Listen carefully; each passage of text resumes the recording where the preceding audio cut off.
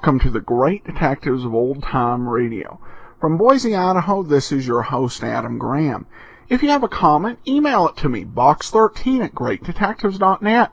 Give us a call, 208-991-4783. And become one of our friends on Facebook, facebook.com/Radio Detectives. Plus, if you've not filled out our listener survey, or you filled it out before this month, I encourage you to fill that out at survey.greatdetectives.net. Well, this episode of Barrie Craig Confidential Investigator is brought to you by the support of our great listeners. Thank you so much for your financial support. Today's episode is actually, there's no lost episodes in between to tell you about. It is called Dead Loss from October 15th of 1952. William Gargan stars as Barrie Craig, confidential investigator.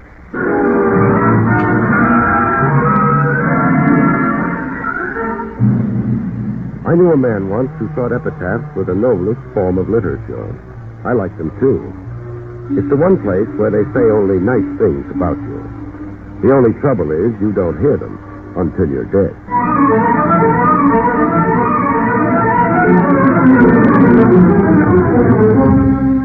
The National Broadcasting Company presents William Gargan in another transcribed drama of mystery and adventure with America's #1 detective, Barrie Craig, confidential investigator.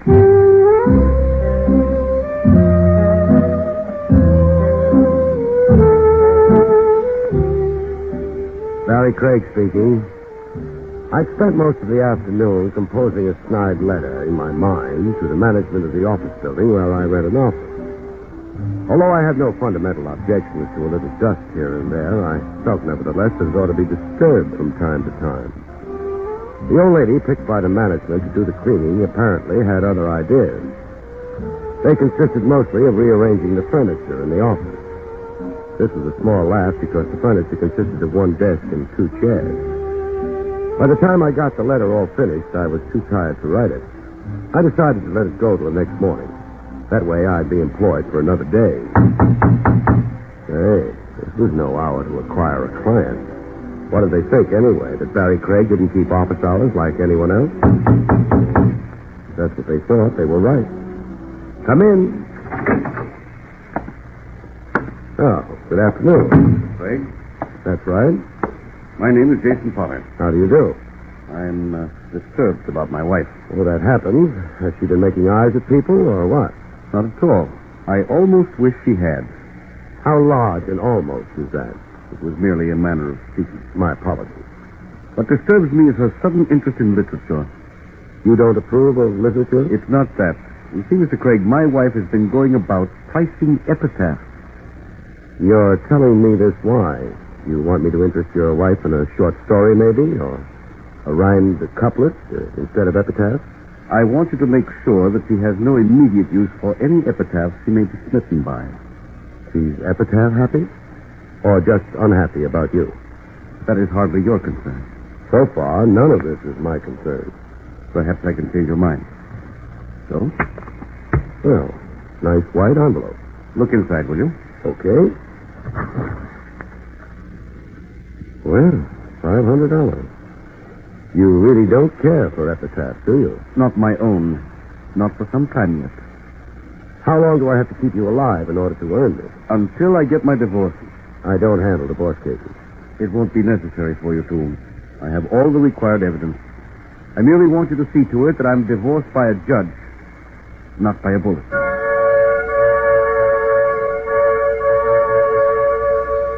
Mr. Potter stared at me for a moment out of very cold blue eyes, turned, and left.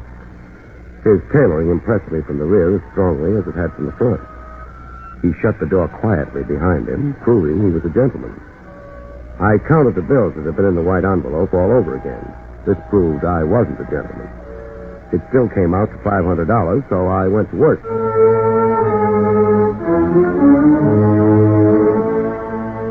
I picked up the Potters at their townhouse. Of course, I didn't know if they had a country house, but they certainly had a townhouse.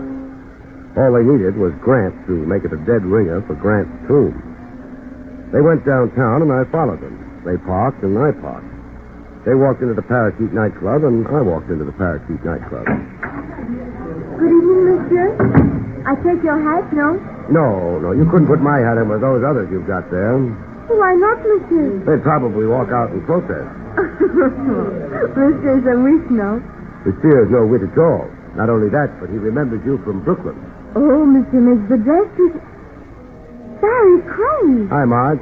Not Marge, Mr. Craig. I'm Fifi. The management decided they needed a French hat check girl. I guess they kind of figured it was sexier or something. I'm sure the hat's appreciated. So I'm Fifi. You make a very nice Fifi. That couple that just walked in, the Potters, do you know anything about them? Oh, no, not a thing, Mr. Craig. Of course, Mrs. Potter's name used to be Gloria Blair. Her father used to be a millionaire. Only recently he wasn't a millionaire anymore. She's 27 years old. Her hair used to be 3 shades lighter. And she's got a small mole under her left shoulder blade. She hates pajamas. Gosh, I wish I could help you out. But you don't know a thing about her. That's right, Mr. Craig. What was she doing before she married Potter? For fun or to eat? To eat. She didn't eat much. Oh. But for a while she tried to make a buck as a singer. Here.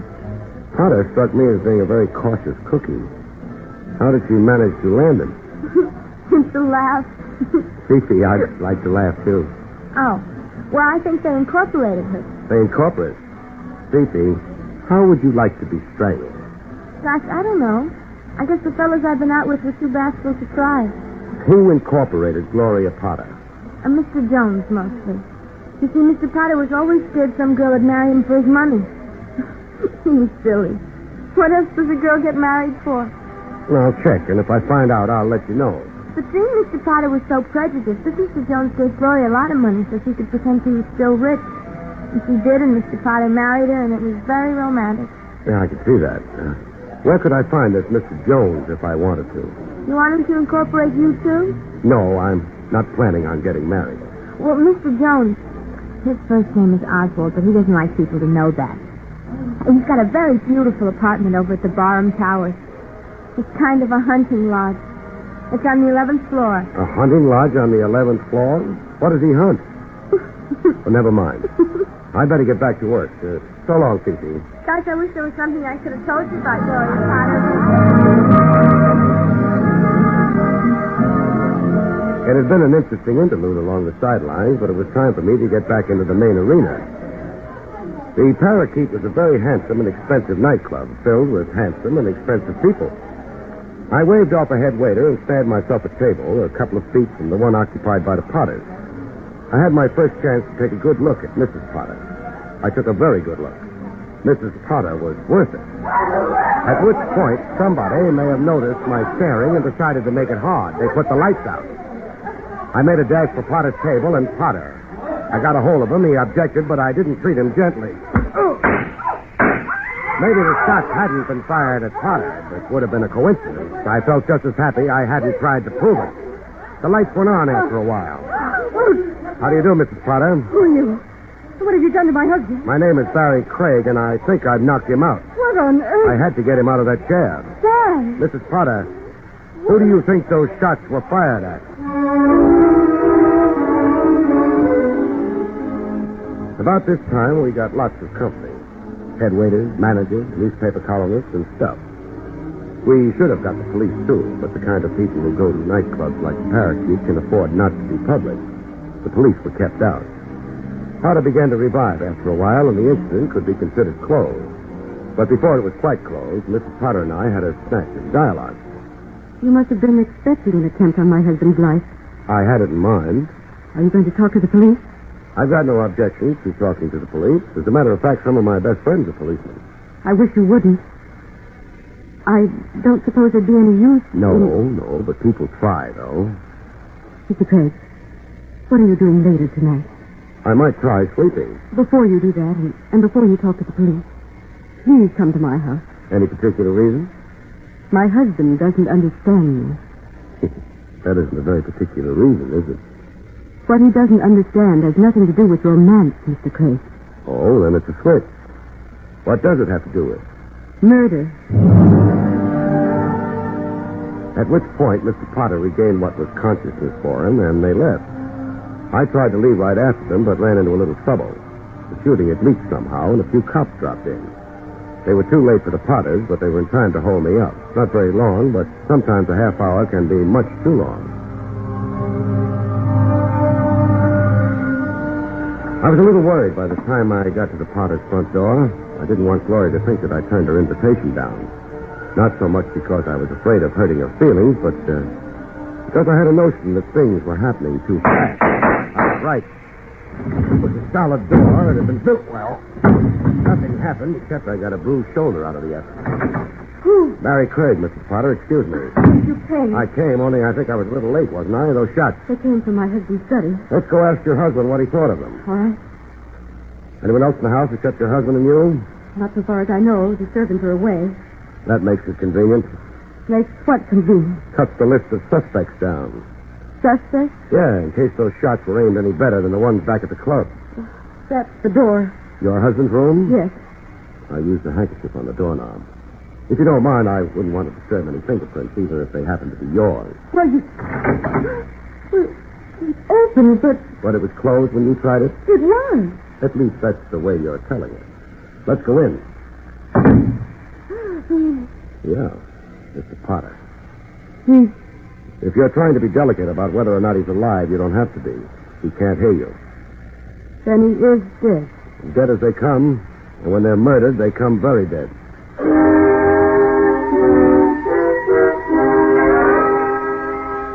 Gloria Potter went to her room in order to grieve, exult. I didn't bother speculating. I phoned the police and waited until they came. Barry, Yes, Lieutenant Rogers? stop being so formal. I got the report of the business back at the Parakeet Club. I imagined you would. You were there too, Barry. Uh-huh. And then you show up here. It looks suspicious as anything. Now, don't kid me just because I went to college, Barry. It wasn't my fault. I was an underprivileged child. My parents had money. We won't hold it against you. Maybe even as the years go by, you'll be able to overcome your handicap. I'd try. Barry, why were you here? Mrs. Potter asked me to stop in. That's what you said the first time I asked you. It must be a coincidence. The captain won't like it. Why not?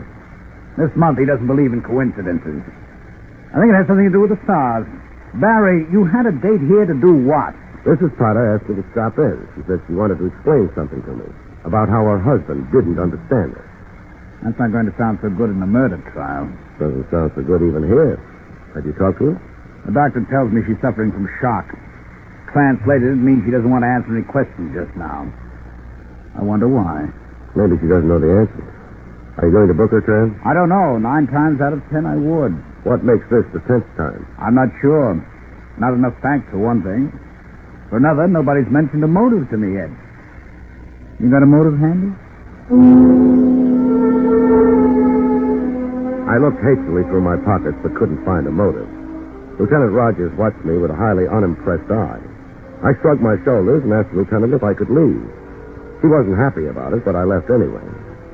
Sure, I might have supplied him with some information about a motive, but it wasn't entirely my own secret. I thought maybe I ought to get Mr. Jones' permission, Mr. Oswald Jones.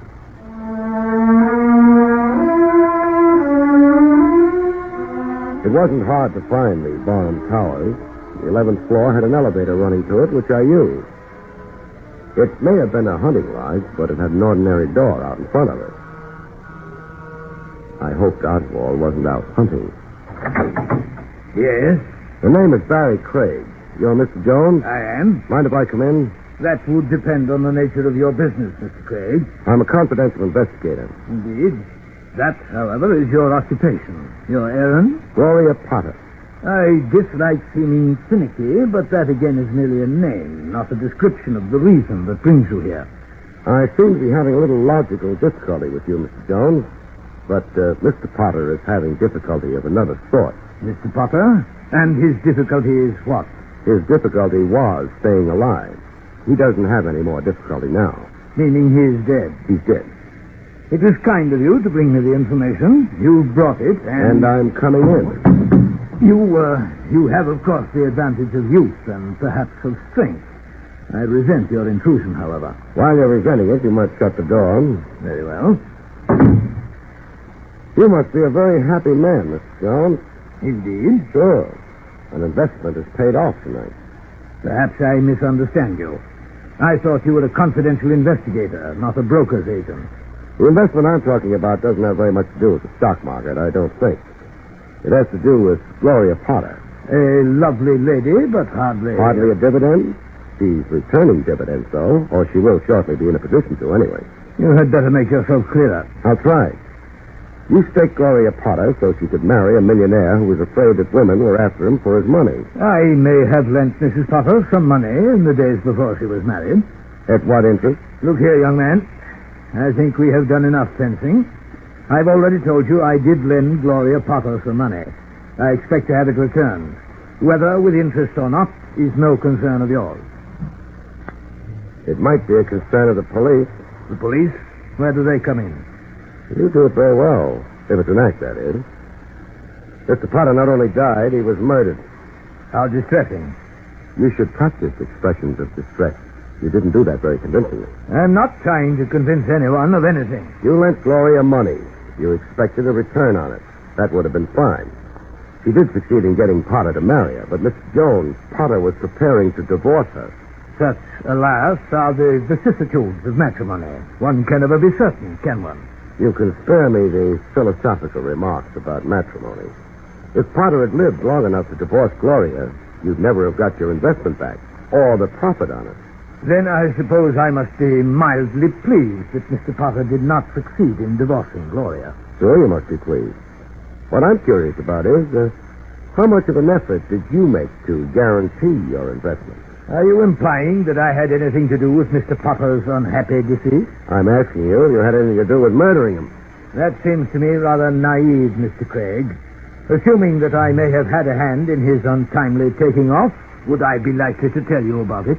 I don't know. There are no witnesses present. You could tell me in perfect safety. Perhaps. But why on earth should I? It might satisfy your ego. Mr. Craig, I am no longer a young man. I was never a handsome one. I perforce learned a great many years ago to abjure ego satisfaction, at least of the more obvious sort. I think the hour is late. I think your visit here an impertinence. Good night. Okay. Good night. Mr. Craig, that is not the direction of the front door. I know it isn't. Hey, let go, me, you. Sure, but join us, won't you? I'm sorry, Mr. Jones. It doesn't matter, Baker. How do you do, Baker? Are you having fun listening in? Mr. Jones. Mr. Craig, this is my home. If I choose to have Baker stand by in case I should need protection against intruders like you... I just wanted to find out exactly what Mr. Baker's job was. You found out. And now... And now I leave. Mr. Jones. Yes? Has Baker got a license for that gun he's carrying?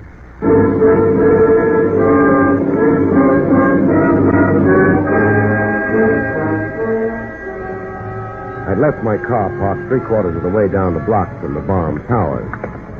I didn't hurry getting to it. Maybe I thought somebody might take advantage of my being out in the open like this. The street was clear of pedestrians and of traffic. If anybody was going to take a crack at removing Barrie Craig from the case, this was the time I preferred. I was waiting for it. But nobody took advantage. I got into the car. Then I stuck the ignition key in the lock, turned it, and got out of the car as fast as I could move. Nothing on my car is supposed to tick when you turn the ignition key on.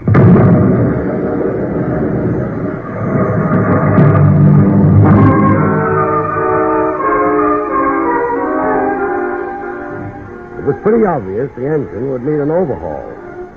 I didn't stay around to admire the wreckage. I thought that anyone who had gone to all that trouble of depositing an explosive in my car and hooking it up with ignition deserved to think that I'd been blown up with it, for a while at least. Besides, I had a phone call to make. Homicide, Lieutenant Rogers speaking. Hello, Trav. Found any motives yet? No, but I found something else. What? A wrecked car. Whose wrecked car? Mine. We don't issue traffic tickets in homicide. This particular car is in your jurisdiction, though. Or would have been if I hadn't got out of it fast enough. Somebody arranged to have it wrecked? Somebody arranged to have it blow up with me in it. Where are you? And that's not important at the moment. Trav, you got a handful of uniformed men hanging around the late Mr. Potter's residence? Sure. Take them away. Are you losing your mind? No, I'm trying to find the killer.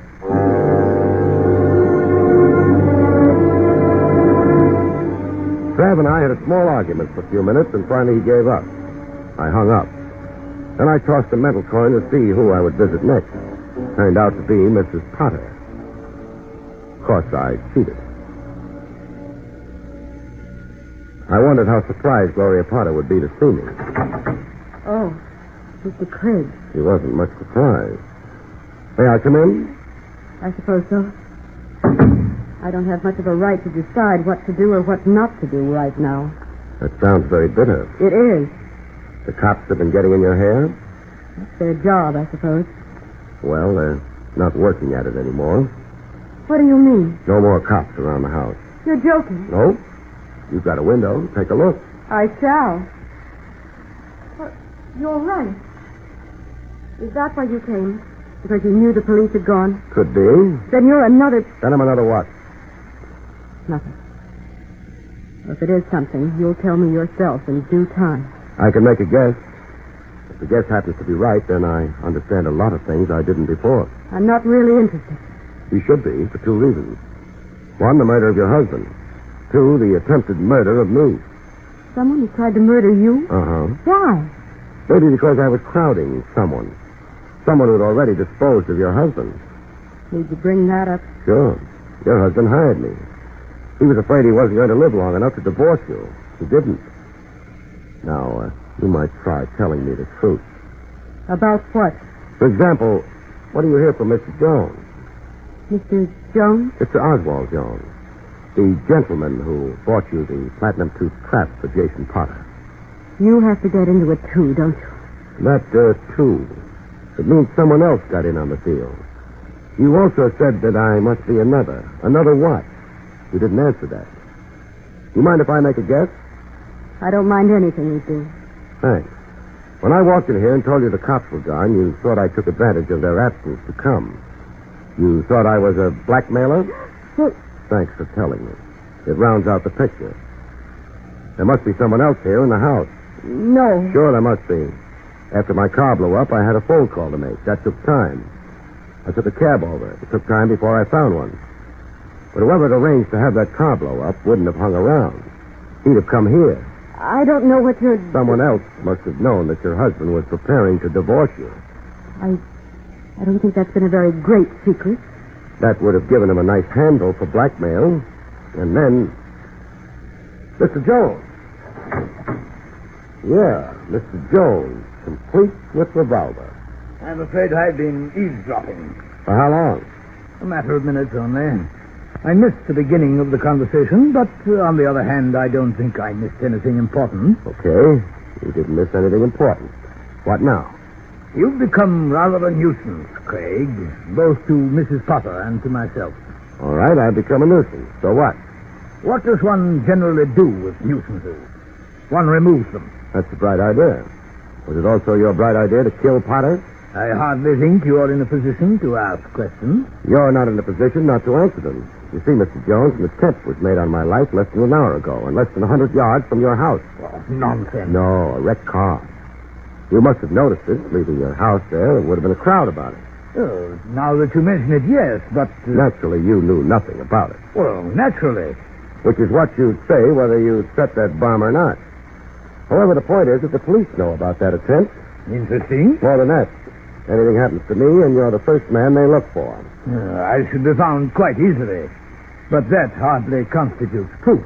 No, but how much proof would they need against a man with your record? I'm inclined to see your point. What do you want? You're silent for a few minutes. I was carrying on an interesting conversation with Mrs. Potter. She was about to tell me that someone was blackmailing her. She was also about to tell me why. Oh, what's the use? You know why I was being blackmailed. Jason was going to divorce me. The police didn't seem to know about it. As long as they didn't know I was safe. The instant they found out, they'd suspect me. So I was in a position to be blackmailed. I'm afraid I must have missed something. Exactly who is this blackmailer? Oh, there's no hurry about that as yet. Jones, in the event that Potter had divorced his wife, where would you have been? In a most despondent frame of mind and in financially straitened circumstances. You must know that, however. Sure, I know it. But it's nice to find out from the horse's mouth. Pardon the expression.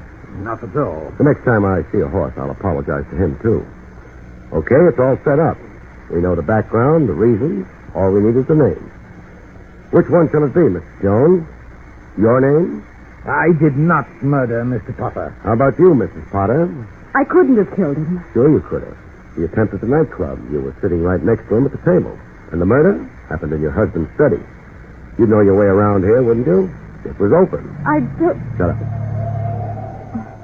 What's that? The Marines, I think. Whatever are you talking about? Don't the Marines always land and have the situation well in hand? I suppose in your adolescent way you're referring to the police. I had Lieutenant Rogers pull the uniformed men away from the house. I figured they would encourage some people to drop in on Mrs. Potter. He agreed, but I imagine he's insisted on bringing some non-uniformed men around. I shall leave. Not quite yet. Why not? Because I object. Because the police will object. And because I think someone else might object. Someone else? Mrs. Potter, that door opposite the one both Jones and I used to get in here, where does it lead? The next room. It's a sort of downstairs bedroom. Anybody been using it recently? Or do you always leave doors half ajar? I was afraid. He said he'd kill me if I... I bet he did. Come on in, Baker. Drop your gun, Mr. Jones. Baker? I said drop it. Very well. That's good. But, good heavens, why, Baker? Why? Because Baker, being your man, would know about your deal with Mrs. Potter. He'd know about the impending divorce. It put him in a nice position. He killed Potter and prepared to live off the inheritance for the rest of his life. He knew he'd have you to deal with sooner or later, and he figured that when that time arose, he'd manage. No one would really miss you. I suppose you're right. It had to be Baker. No one else would have bothered about me. Mrs. Potter knew I was on the case, and you were with me at the time the bomb was planted. As soon as you entered, he could have left the apartment, gone down, connected the bomb, and then returned. Yes, I see that. He thought I was competition. He decided to remove competition. He might just as well have signed his name to a confession of guilt. That's just it, white guy. Right now, all I gotta do is get out of here. First making sure of you, and then I guess you didn't believe me about the police, did you? But they're here. They're surrounding the house. I can take my chances on that.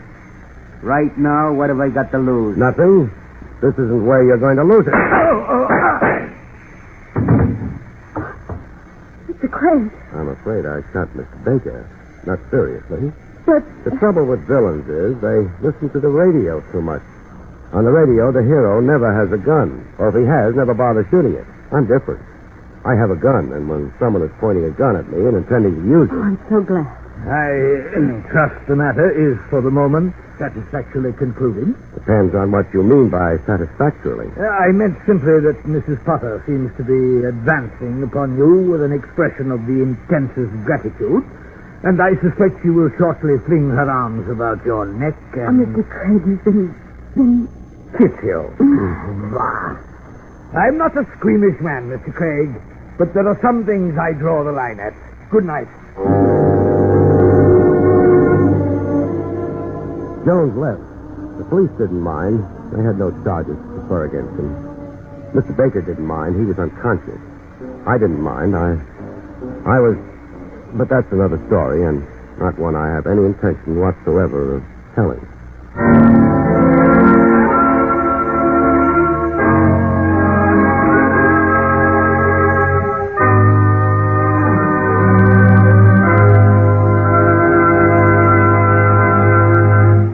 You've been listening to William Gargan in another exciting transcribed mystery drama from the adventures of Barrie Craig, confidential investigator. Tonight's story, Dead Lost, was written by Lou Vittis. Next week, it's the strange story of the Big Grab, about which Barrie Craig has this to say. Next week, 4 crooks and a discarded wife gang up on a fight camp in a plot to steal its purse, only to find the camp has a secret weapon handy, the Triple Cross. Good night, folks. See you next week.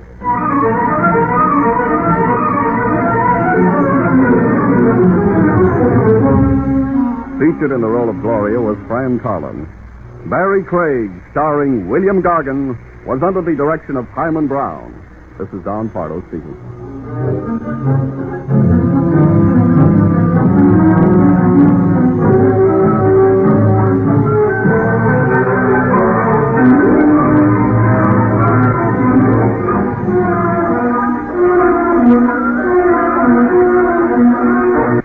is NBC, the national broadcasting company.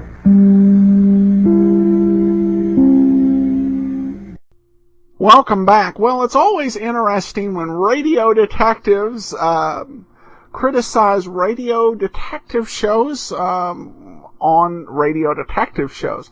I will say in defense of the radio detectives that at the very least, sometimes the hero has a gun, but he has been disarmed. And usually the show ends with, in that case, ends with somebody else coming in and doing the shooting for our detective hero. But Barrie Craig, not a problem for him. Well, that'll do it for this week's show. This is the last Barrie Craig in circulation from 1952. So those 1952 episodes went kind of fast. We'll have some more lost episodes to tell you about. A reminder that we do the Old Time Dragnet podcast, radiodragnet.com. Also, the Old Time Radio Superman show is available for your listening pleasure at laserandsword.com. Remember, you can send your comments to box13 at greatdetectives.net. Follow us on Twitter at Radio Detectives and give us a call, 208-991-4783. But from Boise, Idaho, this is your host, Adam Graham, signing off.